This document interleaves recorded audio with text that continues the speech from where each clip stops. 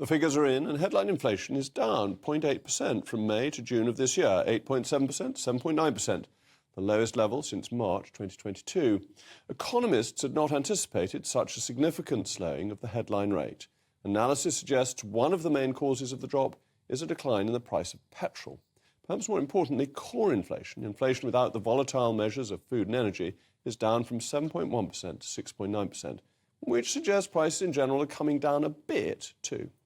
One of the Prime Minister's 5 key pledges back in January of this year was to halve inflation from 10.1%. So we're 6 months past that point and nearly halfway through halving inflation. The PM is just about on track. But it's important to remember the primary causes of inflation. The Bank of England's monetary policy failure. Whilst the Bank of England was busy becoming a Stonewall-inclusive employer, it dropped the ball. It kept interest rates below 1% for too long, and it stubbornly maintained the erroneous belief that this bout of inflation was transitory, when even its own senior economist warned otherwise. It also insisted upon, got the government to agree to, a round of quantitative easing towards the end of the pandemic that was deeply inflationary. Interestingly, Sweden did something very similar and is now finding itself in a worse position than we are. And this is important because people try to blame inflation not on the Bank of England but on Brexit. It's not. It's on the monetary policy followed by the Bank of England.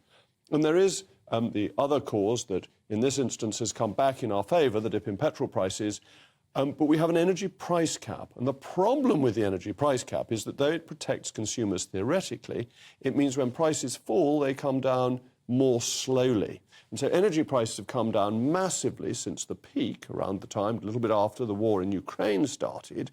But while in other countries that's fed straight through to consumer benefit because of the cap and because of the way energy companies buy their supplies forward, our price cap comes down at a later time, and that leads to a lag in catching up with market prices and keeps inflation higher for a bit longer. But interestingly, the Labour Shadow Chancellor, Rachel Reeves, this morning correctly said that US inflation is lower because of its lower energy prices. She didn't explain why. The reason why is that the US has gone for fracking and is continuing to invest in fossil fuels, which the Bank of England, once again, formally discourages, while the state-owned NatWest, which we may be talking about a little bit later, will not now do. It won't lend new money to fossil fuel companies. So, overall, there's been some good news, and it should help ease the concerns that the Bank of England will raise interest rates significantly further, which will help people not face further increases in mortgage payments and interest rates for businesses. So it's a step in the right direction, but we're not out of the woods. As always, I want to hear from you. Don't forget to let me know what you think, mailmog@gbnews.com.